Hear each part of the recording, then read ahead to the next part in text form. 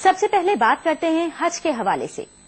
मजहब इस्लाम के 5 अहम सुतूनों में से एक हज भी है। यही वजह है कि हर मुसलमान की तमन्ना होती है कि वो अपनी जिंदगी में एक बार बारगाह इलाही में जरूर हाजिरी दे। वहीं कई लोग ऐसे भी हैं जो हुज्जाज के सफर को हर मुमकिन आसान बनाने की कोशिशों में लगे रहते हैं। ऐसे ही शख्स में नाम आता है अलीगढ़ के रहने वाले शमशाद अहमद खान का, जो गुज़श्ता कई बरसों से जाती सतह पर हुज्जाज को ट्रेनिंग दे रहे हैं। साथ ही वो हुज्जाज इकराम से फीडबैक भी लेते हैं। पेश है हमारी ये रिपोर्ट।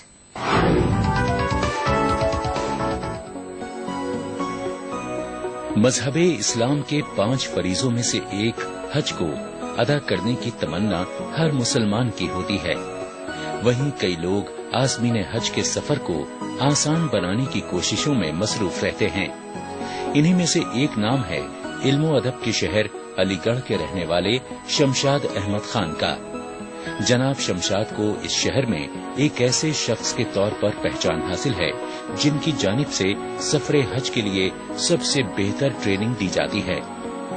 इसके लिए उन्होंने कई पोस्टर, नक्शे, तस्वीरें और गाइड बुक खुद ही तैयार की हैं, जिसकी बदौलत आज़मीन हज को बारगाह इलाही में हाजिरी देने में काफी आसानी होती है।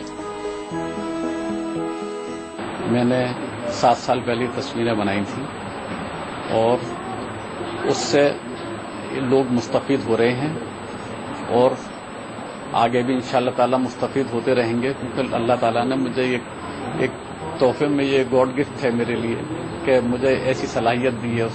इसमें मेरा कुछ वो नहीं है, सब उसी के हुक्म से हो रहा है। लेकिन इसके तस्वीरों के होने से जैसे उम्रे की तस्वीर है बेहद एक कामयाब हुई है, क्योंकि लोगों को किस एक्शन से उम्रा करना है, किस निगाह कहाँ रखनी है, सीना कहाँ रखना है और बाजू कहाँ रखने हैं, ये सब चीज़ में करते हुए दिखाया है। कहाँ से शुरू होना है, कहाँ ख़त्म होना है, ये दिखाया है। और मदीना मुनव्वरा में इसमें हर चीज़ में हमने दिखाने की कोशिश की है। और इसमें खासकर रियादुल जन्ना, रोज़ा मुबारक, जन्नतुल बकी और यहाँ पर दाखिले के जो दरवाजे हैं उनके बारे में भी जानकारी दी, ताकि लोगों को वहाँ परेशानी ना हो। पहले तो ये सुना ही था कि वहाँ ट्रेनिंग है, यहाँ ट्रेनिंग है। यहाँ आया तो आके पहले दिन तो कुछ समझ में ही नहीं आया और बड़े बौखलाए से रहे। फिर ये सोचा कि यार कुछ समझ में नहीं आ रहा, लेकिन इतना बेहतरीन इंतजाम था उनका और वो बार बार क्रॉस क्वेश्चनिंग हम करते थे उनसे और फिर हर बार समझाते थे, हर बार पूछते थे, हर बार झुंझलाते नहीं थे। फिर ये कि नक्शों के जरिए जो चीज़ें उन्होंने बताई वो इतनी आसान हो गई कि वो हमें ये लगने लगा कि भाई अब जो है वो इसको समझना या चलना इसके ऊपर बड़ा आसान हो गया। मीना के नक्शे हैं या तवाफ का तरीका है या सही कैसे होगी या क्या क्या फ़र्ज है उसके अंदर, क्या क्या वाजिबात है उसके अंदर। तो बहुत बार ट्रेनिंग करने से ये हुआ कि फिर हमारे लिए वो पुख्ता हो गई चीज़ और हमें टिप्स पे याद हो गई। फिर हम आसानी से उसको जो है पढ़ने लगे। लब्बैक का पढ़ना, बार बार उसका रिमाइंड कराना, ये सब चीज़ें भी हमें यही पहले से ही याद हो गई। और जब वहाँ पहुँचे तो ये लगा कि भाई हाँ ये तो अब हमें ये करना है, अब हमें ये करना है, अब हमारे ये स्टेप है, अब हमारा ये स्टेप है। इस तरह से बड़ा आसान होता चला गया।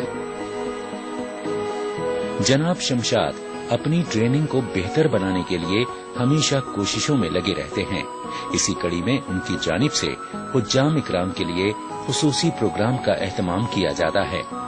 इसमें हुज्जाज का खैर मकदम किए जाने के साथ ही उनसे सफरे हज का फीडबैक भी लिया जाता है। इसी की बुनियाद पर वो अपनी ट्रेनिंग के तौर तरीकों में जरूरी तब्दीली करते हैं। अहम बात यह है कि जनाब शमशाद की जानिब से दी जाने वाली ट्रेनिंग से हर कोई मुस्तफीद होता है। इनमें वो लोग भी शामिल हैं जिन्हें लिखना पढ़ना भी नहीं आता।